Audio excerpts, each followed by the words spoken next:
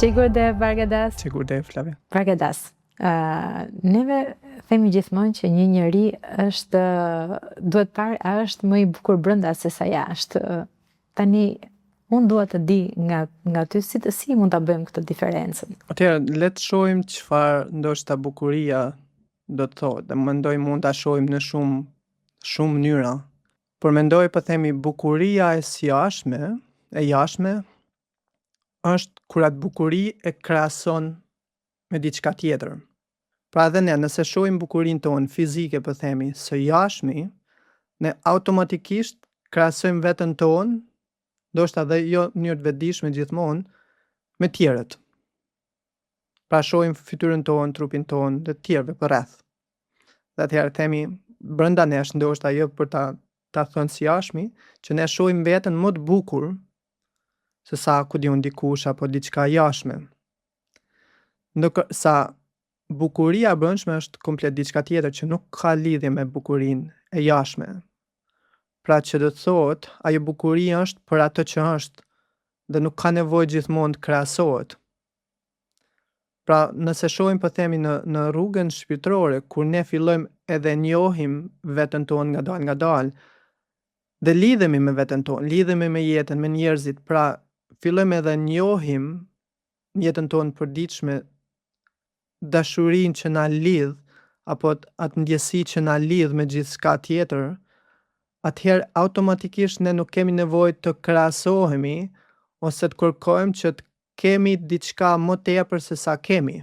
Pra dhe bukuria e jashtme gjithmonë e ndjen rrezikun që mund ta humbësh, ndërsa bukurinë e brendshme e din që është gjithmonë aty brenda teje, thjesht duhet kesh kurajin gjithmonë që ndrosh edhe ta shohësh, ta jetosh. Pra kjo është, nëse mund ta shohim në këtë formë, pastaj mund ta shohim në shumë forma. Pra jashtmja gjithmonë je duke u munduar ta arrish diçka, ta perfeksionosh, por në të njëjtën kohë gjithmonë është rreziku se mund ta humbësh. Ndërsa e brendshmja sigurisht ti don ta njohësh më tepër veten tënde, dashurinë brenda teje, por nuk ke frikën e krahasimit ose humbjes, sepse ajo është me ty, është brenda teje, asgjë nuk mundet të ta vanisi, po themi, nëse mund ta them këtë formë. A është kjo bukuria e brendshme për të cilën ne po flasim Bargadas, një bukuri e cila rritet në vazhdimsi? Sigurisht që po. Pra kjo vetë dashuria, vetë ajo që është brenda nesh, është diçka që është duke u manifestuar çdo ditë e më tepër. Pra nuk është një rrugtim, është diçka që çdo ditë, çdo hap, çdo moment ne njohim më tepër dhe vendosimi më tepër në atë. Dhe do thoja sërish, pranimi është, po themi, një element shumë i thjeshtë në ndukje, por është shumë i rëndësishëm. Pra është një element shumë i rëndësishëm qoftë edhe bukurisë jashtme, kur ti e pranon veten ashtu siç je. Pra fillon edhe e sheh bukurinë tek vetja jote. Dhe aq më tepër së brendshmi, pra kur e pranon veten tënde, kur e pranon jetën, kur pranon njerëzit, kur fillon edhe një ato që është brenda teje, atëherë është më lehtë. Por sigurisht është një proces që ka nevojë. Ne femre Bargadas shpesh që takojmë disa njerëz të cilët nuk mund të them që janë të shëmtuar, por që janë fizikisht normal, pra nuk është se tërheqin ndonjë vëmendje që ti thuash wow. Por sapo ata flasin në fjalinë e parë dhe kur flasin me shumë dashuri, ty direkt, më thënë, ai person të duket shumë i bukur. Dhe unë të doja të kisha një përgjigje nga ty, të më thënë, duke qenë se ke më shumë informacion në lidhje me këtë pjesën shpirtërore. Mendon ti që zbukuron edhe mënyra e të komunikuarit, të folurit? Pra është edhe kjo aftësia që e bën njeriu që të shfaqi pak më mirë pikërisht atë bukurinë e brendshme? Sigurisht, dhe është ajo çfarë ti po thua, pra vetë të qenurit, po themi, nuk po them në rrugën shpirtërore, por të besuarit, e dashuria brenda teje. Dhe kjo nëse mund ta ndaj një njerëz shpirtëror, po themi dhe jo shpirtëror, është njeriu shpirtëror beson tek diçka më e madhe brenda vetes, pra beson tek dashuria. Po themi nëse ti dikujt mund t'i thuash çfarë je duke përjetuar sot dhe arrit t'i thuash mbi gjitha le të heqim gjithçka tjetër, por do i thuash që besoj më shumë dhe ndjej më shumë brenda meje. Pra këtë dashuri apo çfarë do mund t'i vendosësh emrin. Dhe është kjo që jo vetëm më bën të ndjem mirë me veten time, po më bën të ndjej më tepër me njerëzit dhe të lidhem më tepër me njerëzit. Pra për dikush edhe pse ti mundet t'ja thuash këtë, mund të ndodhi natyrshëm që nuk beson te kjo. Pra e kuptoj çfarë thua, por vërtet nuk e kupton çfarë ti je duke përjetuar. Pra dhe prandaj kur flasim një njerëz shpirtëror, pra çdo qenie njerëzore janë shpirtërore sigurisht, po kur nis një rrugtim shpirtëror, kjo është diferenca, që ai person beson te diçka më e madhe brenda tij. Dhe ajo çfarë ti po thoje, që kur një person merr një rrugtim të tillë, a fillon edhe të bëhet më i bukur sigurisht, sepse çfarë ndodh? Ti s'pari fillon edhe pranon veten tënde. Je më pranues me veten tënde. Pra e sheh veten tënde dhe fillon edhe vlerëson gjithçka që ke. Sigurisht je duke jetuar jetën dhe ke objektiva tjera, qoftë jashtëmi, qoftë zbrëndshmi, sigurisht. Por s'pari fillon edhe pranon, e sheh veten po themi në pasqyrë dhe e vlerëson ato që Zoti të ka dhënë. Pra dhe nuk e krahason veten, dua të jem si ajo, apo du të jem si ky, apo tjerë, sepse kur ne bëjmë këtë, duam të jemi si dikush apo diçka që s'jemi, automatikisht e humbi mundësinë për vlerësuar ato që jemi. Pra ndryshimi vjen kur pranojmë ato që jemi. Dhe prandaj njeriu shpirtëror pranon ato që është. Dhe kur pranon ato që është, do të thotë që ti e përqafon jetën, nuk shkon kundra rrjedhës së jetës, vetjetës. Dhe atëherë sigurisht kur e pranon jetën, jeta atëherë vërtet e shfaq bukurinë tënde. Po themi ne shohim njerëz shumë të bukur Flavia, po themi nëse ne mund ta shohim në këtë formë si jashtëmit. Por nëse nuk kanë paqe brenda vetes, po themi të shohësh një femër shumë të bukur, por fytyra e saj nuk është e qeshur, nuk ka gëzim brenda saj. Mënyra e të folurit, sytë e saj. Atëherë çfarë ndodh? Pra gjendja e saj e brendshme nuk është në ekuilibër. Edhe sado nëse kjo gjendje e brendshme nuk është ekuilibruar, nuk shfaqet, nuk manifestohet, atëherë çfarë vlerë ka? Ti do e shohësh, okay, është e bukur, por vetëm se bukuria nuk shpreh. Pra dhe këtu e kupton që më e bukur është ajo gjendje jote e brendshme që pastaj manifestohet nëpërmjet bukurisë jashtme. Pra nëse Zoti ta ka dhënë ato tipare që ti ka dhënë, sido që të jetë, një para mos u krahaso me njerëzit e tjerë, edhe e dyta ji versioni jot më i mirë. Se ndryshe nëse ti se pranon çfarë do askujt s'do i bësh keq, vetëm vetes tënde do humbish mundësinë sërish për të jetuar. Dhe ajo çfarë ti the është që është të vërtetë, por ku është ndryshimi, sepse ti fillon edhe beson tek vetja jote, së pari beson tek ajo bukuri brenda teje. Pra krijon një ekuilibër të brendshëm dhe automatikisht kjo manifestohet. Pra edhe në jetën tonë përditshëm nëse e shohim, ne menjëherë nëse jemi të zemëruar, menjëherë njerëzit do ta vënë re, pasqyrohet. Nëse kemi gëzim, lumturi, menjëherë do pasqyrohet. Pra dhe ku e kuptojmë që bukuria nuk qen ka jashtme, por që ka e brendshme, që manifestohet pra në të jashtme, në tiparet e jashtme. Përgëdas, ne shikojmë që gjurmët më të thella ose më të dukshme i lënë pikërisht ata njerëz që e vënë veten në shërbim të tjerëve. Dhe në shërbim ose që shfaqin shumë mirësi, sipas teje dhe në rrugën shpirtërore, kush konsiderohet si forma më e lartë e të qenit i bukur së brendshmi? Si cilësi flas? Kur fillosh ta shohësh bukurinë tek të tjerët, tek vetjeta, dhe jo tek vetja jote. Pra bukurinë tënde duhet ta përcaktojnë të tjerët. Ndërsa ti, po themi, nëse shohim vërtet njerëz që kanë lënë emër në historinë e njerëzimit, kanë qenë ato persona që kanë harruar, kanë sakrifikuar plotësisht veten e tyre për të tjerët. Pra një njeri, po themi, i bukur, nuk jam duke thënë tiparet e jashtme, është kur vendos gjithmonë tjetrin para vetes vet. Po themi ne e shohim shumë, po themi e shohim tek nona, tek prindrit. Prindrit prandaj janë ata që janë, pse? Sepse vendosin gjithmonë fëmijët, prindrit e tyre. Pra dhe këtu shohim që jeta Flavia bukurinë e saj e ka kur ne vendosim tjerët dhe gjithë jeta jonë është nën kujdesin tjerë. Dhe në fakt ti e sheh që jeta shpirtërore këtë po na mëson. Që jeta nuk është rreth të marrurit edhe të vrapuarit në sensin, por ndryshimi është çfarë je në gjendje të ofrosh. Dhe shqetësimi i shoqërisë përgjithsisht është çfarë më jepet, çfarë më ofrohet.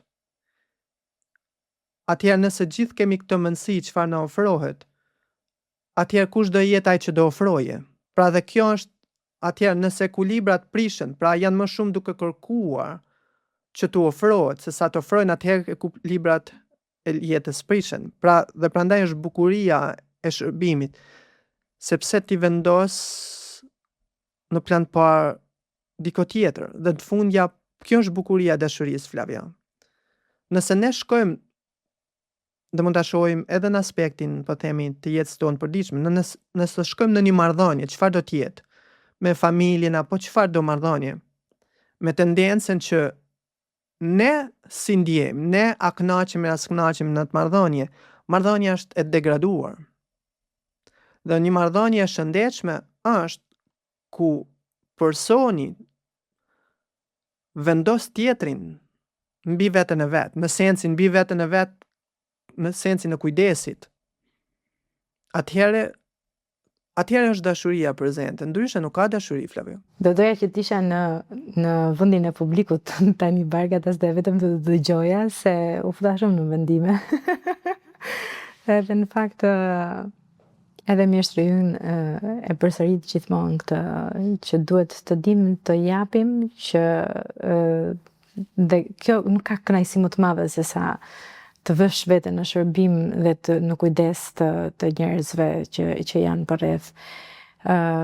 Shpesh në shoqërinë tonë kjo shihet edhe si një formë ose debulesë ose mungesë karakteri ose mungesë dashurie ndaj vetes tënde.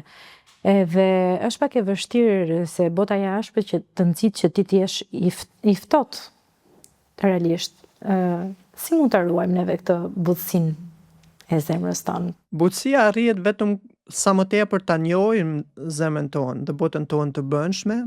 Atëherë nuk kemi nevojë të shqetësohemi, Flavia, për ta ruajtur, sepse ti ke pafund për veten tënde dhe ke pafund për dhënë kur e nje. Dhe njeriu pse të mëson në këtë formë, shoqëria pse të mëson të formë, sepse çfarë ruajmë ne përgjithsisht? Ruajmë diçka që është e vogël, mundohemi ta mbajmë sekret, ta fusim diku tjetër mos na marrin. Kur ke më plot me bëllëk, atëherë nuk ke pse ta ruash, se ke plot edhe për veten tënde, edhe për tjerët. Pra ti e shet tani, po themi, edhe me veten tënde, edhe me njerëzit, po themi, që janë një rrugtim shpirtëror. Sa më tepër ti fillon ta njohësh veten tënde, aq më pak e shqetësuar je çfarë do thojë shoqëria. Çfarë do thonë prindrit, çfarë do thonë tjetër. Pse? Sepse je okay me veten tënde. Dhe sigurisht kjo nuk do të ndaloje, nuk do të frenoje sigurisht edhe të kujdes akoma më shumë për shoqërinë dhe familjen. Pse? Sepse në një farë formë e kupton edhe pozicionin e tyre, sepse kemi qenë edhe vetë dhe jemi dhe vetë, nuk do të thotë që tani, por thjesht ka element që ti e kupton. Pra dhe kjo është, sa më tepër ta njohësh veten, atëherë nuk ke frikë, sepse është brenda teje, është edhe për ty, por ke edhe mundësinë ta japësh. Por ndryshe nëse je i vogël në dashuri, atëherë ke frikë. Ke frikë sepse mendon që kjo do të humbasi, tjerë do ta marrin, tjerë do ta nëpërkombin, kur diun se çfarë. Pra prandaj kur kthehemi së bashmi, nëse njohim burimin, atë burim asgjë nuk është terr, sepse është i brendshëm. Në opinionin tim, Bargeta, sa herë që jam ndeshur me njerëz të cilët japin papritur shërbim ose kujdes, papritur asgjë që t'i kthehet pas, për mua atë njerëz, më thënë në aspektin energjetik ose se si i kam parë, kanë ardhur më të plot. Më duket sikur janë më të plot në këtë drejtim. Si e mendon ti këtë pjesë? A duken ata realisht më të plot apo thjesht shkon vështrimi i kësaj gjës? Jo, sigurisht që janë. Pra te një person që gjithmonë e shohim që është në pozicionin për dhënë, për të kujdesi për tjerët, automatikisht kjo do të thotë që është brenda ti. Pra Gurgjia thot gjithmonë që botës, njerëzve, mundet t'ju japësh vetëm atë që ke. Pra nuk mund t'ja u japësh dikët që se ke. Po themi, nëse ulesh në tavolinë me shoqërinë tënde, pika jote e fortë është për atë çfarë ti ke përjetuar dhe ke studiuar, po themi. Aty është pika jote e fortë, që nëse dikush është gati për të marrë diçka, ti je gati ta ndihmosh atë person. Por nëse është një fushë e panjohur, ti nuk ke asgjë për të thënë për atë fushë, se nuk e njeh. Dhe tillë është pra që një person që është duke dhënë, do të thotë që ajo është brenda ti. Dhe prandaj kur ne e shohim dhe prandaj e bukura e të dhënit dhe të kujdesit është sepse ndryshon fokusi nga vetja vendoset tek tjerët. Dhe nëse jeta ngadalë do kthehet në këtë formë, atëherë do kishte më tepër bukuri dhe si mund ta shohim. Po themi, unë e kam përjetuar dhe vërtet jeta në këtë aspekt ka qenë shumë bujare për mua, në sensin, sepse vërtet për gjatë jetës më janë ofruar shumë njerëz, në sensin dhe vërtet më kanë ndihmuar në çdo proces të jetës time. Dhe sa herë dikush më ka ndihmuar, është zgjuar diçka shumë e madhe brenda meje. Pra një sens vërtet dashurie, kur ti e shet një person tjetër që sakrifikon për ty, automatikisht ai person, një e para do ndjehet plot për veten e vet që mu dha mundësia të ndihmoj dikon, po automatikisht zgjon edhe tek ty pra këtë ndjesi. Pra unë e kam pasur gjithmonë, kur dikush më ka ndihmuar, e kam kuptuar, wow, kur do më jepet mundësia që edhe unë ta ndihmoj dikon.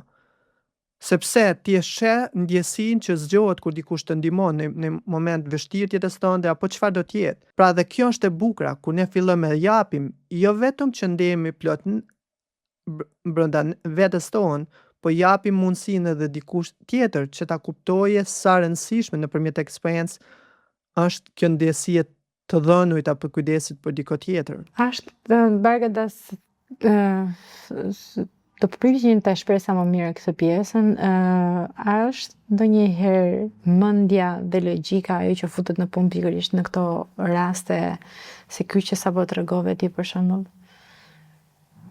Sepse ti pe një shembull shumë të mirë. Edhe e përvetsove dhe doje shumë që ta vije në jetë këtë gjë.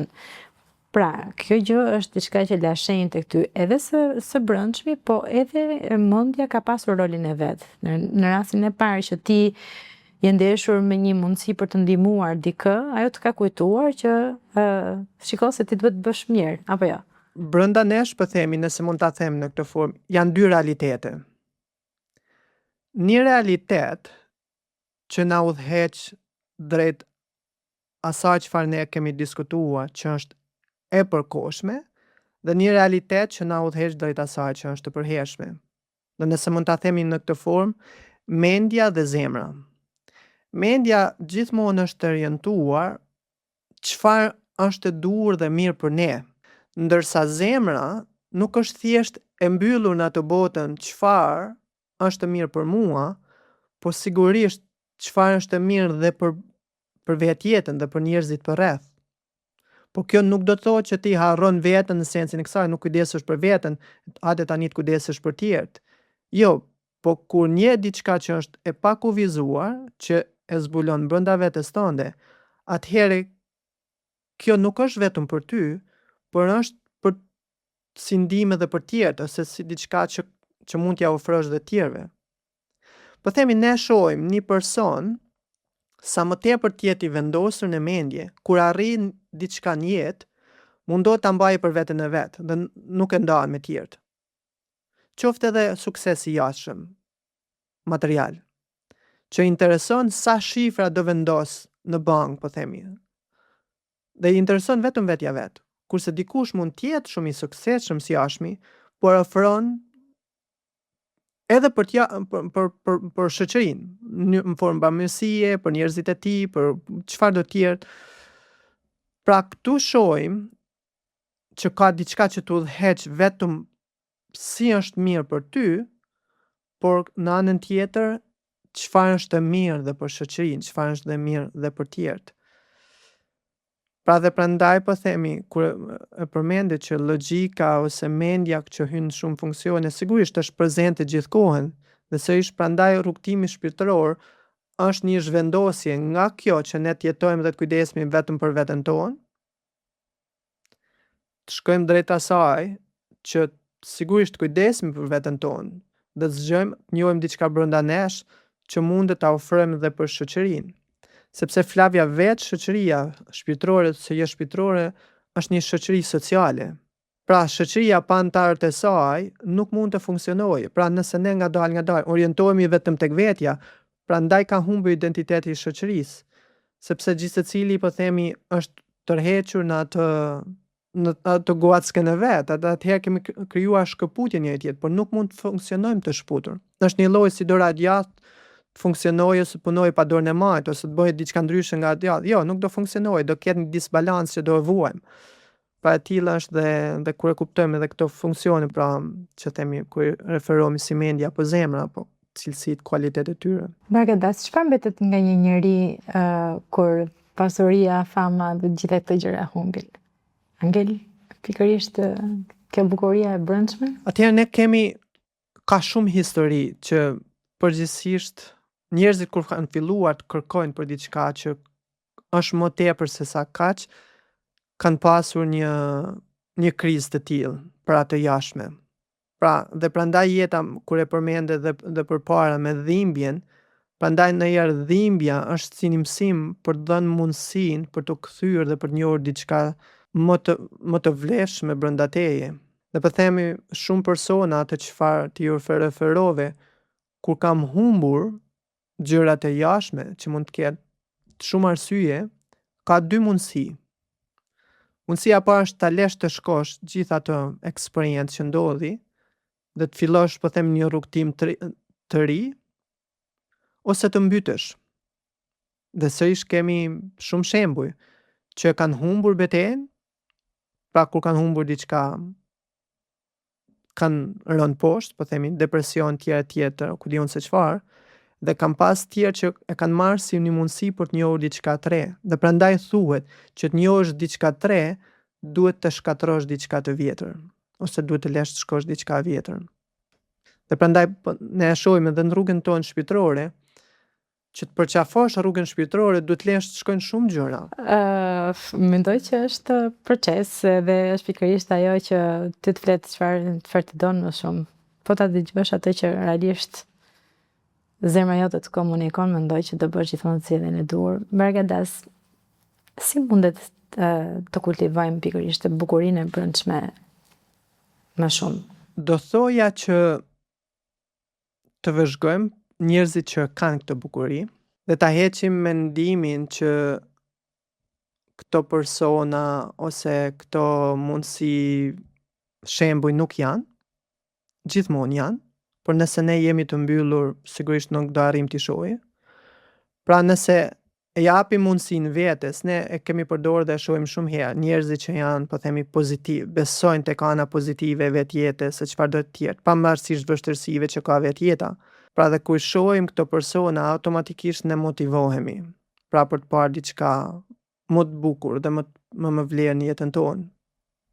Dhe mendoj kur fillojmë edhe ja japim vetes të mundësinë, automatikisht kur ne s'pari shohim ta persona ose kushtet që ta kujtojnë këtë gjë që me vlerë që është edhe brenda teje, automatikisht të jesh më tepër kërkues se si kjo mund të ndodhi, se si mund të zgjohet. Dhe mendoj kjo është një diçka që mund të merret në konsiderat kur dikush vërtet do ta ndryshojë këtë aspekt e vetja vet.